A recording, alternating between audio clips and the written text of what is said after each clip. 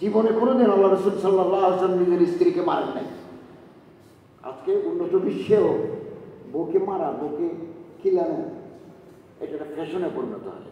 আজকে নারী জাতির কথা খুব উঠছে, পাওয়ার যায় সেটা আপনি বুঝলেন, এটা একটা খুব পপুলার কথা।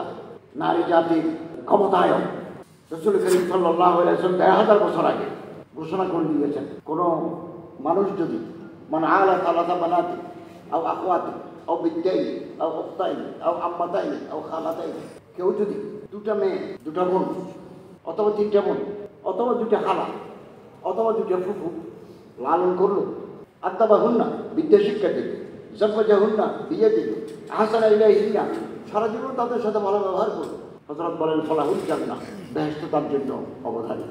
অথচ প্রাচীন ইতিহাস খুঁজলে আমরা দেখি নারী জাতির মর্যাদা ভারতবর্ষ ছিল না, পারস্য সাম্রাজ্য ছিল না, রোমান সাম্রাজ্য ছিল না। উইমেন হ্যাজ বিকাম চ্যাটার, সন্তান উৎপাদনের যন্ত্র হিসাবে ব্যবহার করা হতো। এবং নারীদের মাসিক ঋতুস্রাব এটা একটা স্বাভাবিক প্রয়োজন, কোনো দোষ নয়।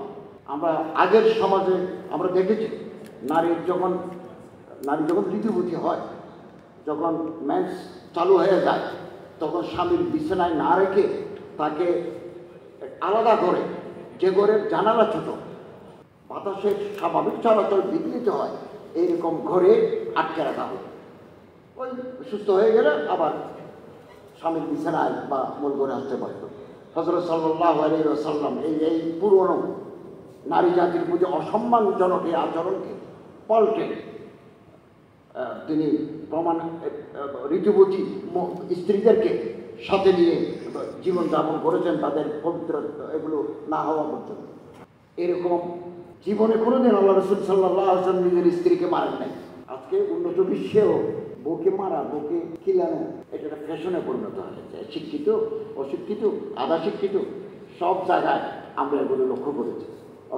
অথচ হযরত মুহাম্মদ সাল্লাল্লাহু আলাইহি ওয়াসাল্লাম কোনোদিন জীবনে নিজের স্ত্রীকে প্রহার করেন নাই। কাজের ছেলে, কাজের মেয়ে, আমাদের ভালো ভালো অফিসার, উচ্চশিক্ষিত মানুষ কাজের মেয়েকে খুন্তি দিয়ে শেখা দেয়, পত্রিকায় খবর উঠে, আদালতে হাজির হতে পুলিশ গিয়ে ধরে নিয়ে আসে। এই আধুনিকের সমাজে ১বিংশ শতাব্দী মা বরাবর রাসূলুল্লাহ সাল্লাল্লাহু আলাইহি ওয়াসাল্লাম সাইয়ান করতে বিয়ে দিয়ে ওলা খাদেন ওলা ইবরাতা।